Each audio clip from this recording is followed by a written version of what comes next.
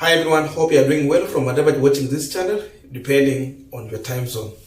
Now, Raila Odinga is expected to arrive in this country anytime from 12 p.m.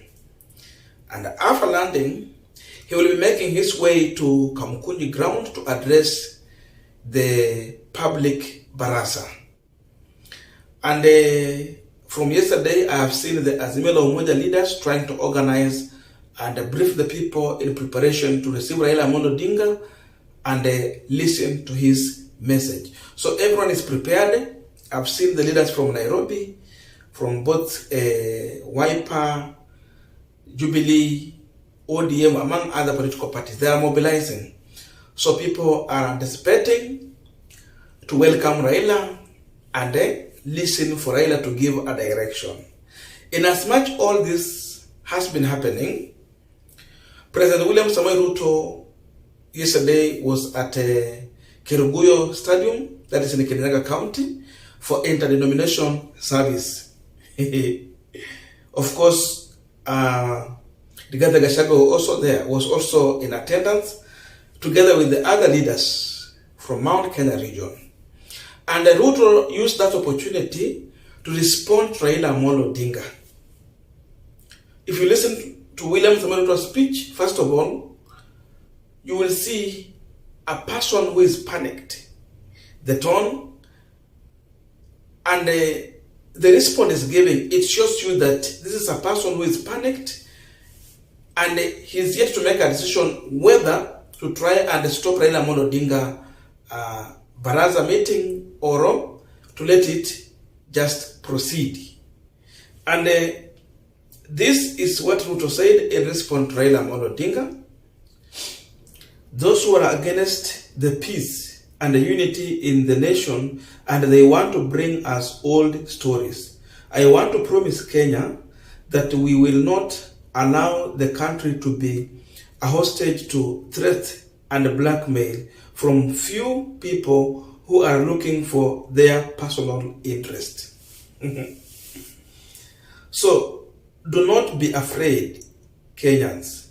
I will not allow a few people to threaten us so that we get distracted from the promises which we are to give our people.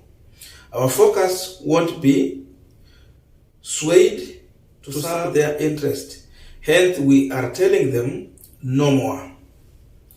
What you got from threat, let it be enough and satisfy you. Let us now work for the people. We can't be catering to the same people day in and day out because they want to organize a rally. Do it all you want, but the country will move forward. That is William Samoei Ruto responding to Raila Odinga. Now we are continuing with this panel discussion, but just a quick request for those who are watching and have not subscribed, please consider subscribing. To our 10 subscribers, thank you so much, and again to all our viewers, please give this video a thumbs up. Thank you, and back to this discussion. Now, the question I am asking on this punchline is that if Raila Odinga has called for a public baraza to come and give a way forward to his supporters, what is the problem of William Samoei Ruto with that move by Raila Odinga?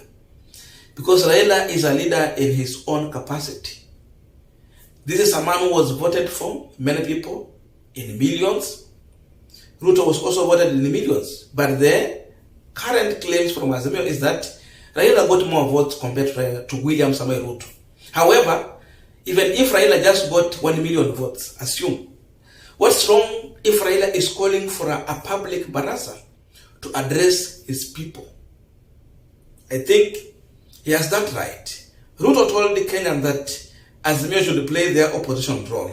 I think also that is playing their role in their capacity in what they think it is right.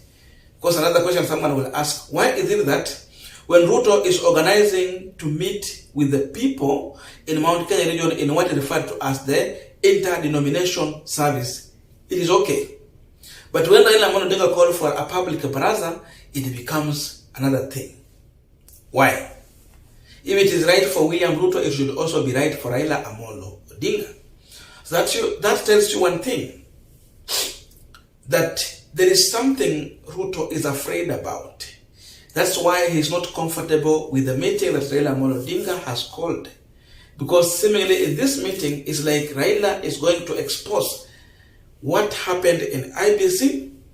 And because there is some truth, Ruto is not going to be comfortable with that truth. That's why you can see he's speaking in this manner.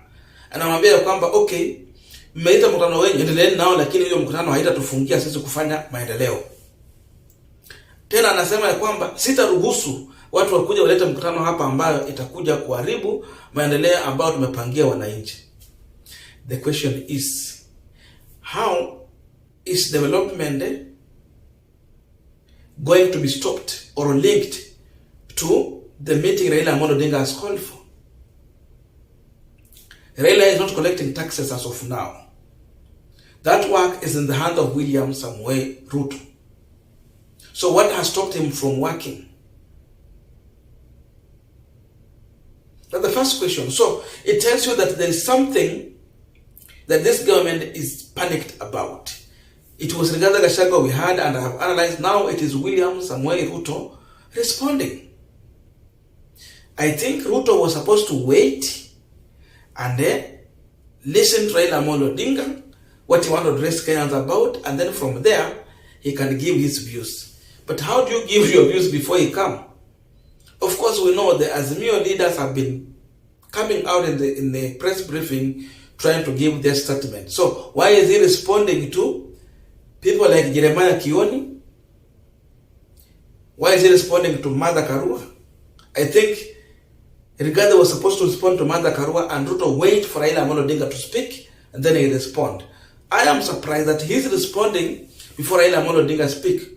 Or is he telling us that he will be responding to everyone, including Jeremiah Kioni, Kalonzo Musyoka, and Martha Karua? The person Ruto was competing with in this election, it was Raila Odinga. And Martha Karua was the running mate. So Rigathi Gachagua was the running mate to William Ruto. So Gachagua should be responding to Martha Karua. But we are seeing Gachagua even going to an extent of responding to Jeremiah Kioni. But now they are coming with the new allegations that we have people in this country who are facilitating Jeremiah Kioni and the team to start speaking the way they are speaking and disrupt William Ruto's government, according to them. And they are not mentioning this person. But now the truth is that the person they're talking about, it is Uhuru Muigai Kenyatta, the former president. But they're afraid of mentioning his name. So you see, the blame is now shifting. And it's like Uhuru is trying to come in and mingle in this current politics to antagonize William Samuel Ruto from delivering to Kenyans. The truth is that Ruto has had 6 months in office. All these months, Azimio has done nothing, but he has delivered nothing. So what is going to stop him from delivering in this one-day meeting that Raila Odinga has called for, if indeed he won this election in free, fair, and square manner? There is something. That's why they are coming out to speak before Raila Odinga is coming to issue his. Now, another thing is that who started this debate? Why is it that when William Samuel Ruto was praising Wafula Chebukati, parading him as a saint, a clean man, a man who delivered because he announced him as the winner, why is it that it was right for him, but when Azimio comes out to question the conduct of Wafula Chebukati in the 2022 August general election, it becomes a problem? Kwa nini kwetu iko sawa wakati Ruto is praising Chebukati, and it becomes a problem when Azimio is questioning the same Chebukati? Is he want to force Azimio to glorify Chebukati when they have serious issues on the conduct of Wafula Chebukati? Because the other day he was talking about how Chebukati was supposed to be kidnapped, killed, because of delivering election. According to him, the election was free. But then as they are responding, and that response becomes a problem.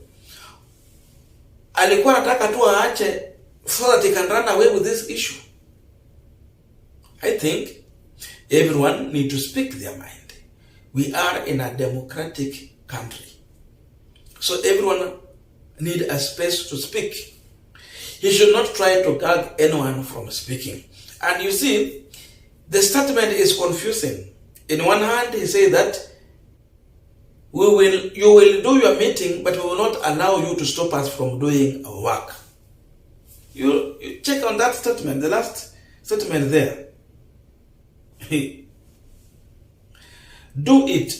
You see, they're saying they want to organize a rally. Do it all you want, but the country will move forward. But another statement is telling that we will not allow you to disrupt us with your rallies. Meaning he wants to try and stop the rally. So is a man who is confused between unleashing the police to disrupt that rally or allow it to go. So it's a kind of confusion. He's yet to make a decision. For those who remember, even the first time Raila Odinga called for another Baraza rally, Ruto was confused between unleashing police officers in that meeting or allowing it to go on. Because you don't understand. When do you unleash police officers? And why should you unleash police officers in a peaceful rally? If indeed you are a Democrat, if indeed you are a president who was elected through a ballot. And you see, he's very clever. He decided to speak this statement when he's in Mount Kenya region. And according to Azimio, their claim is very clear that the rigging of election happened in Mount Kenya. So you try to convince these people that, you see, you gave us your vote, but not everyone voted for him. There's a claim of 2 million votes from Mount Kenya, which was rigged. So he goes there and make that statement to create that kind of perception so that people will buy into what he's saying. So he has to wait Raila to give a directive.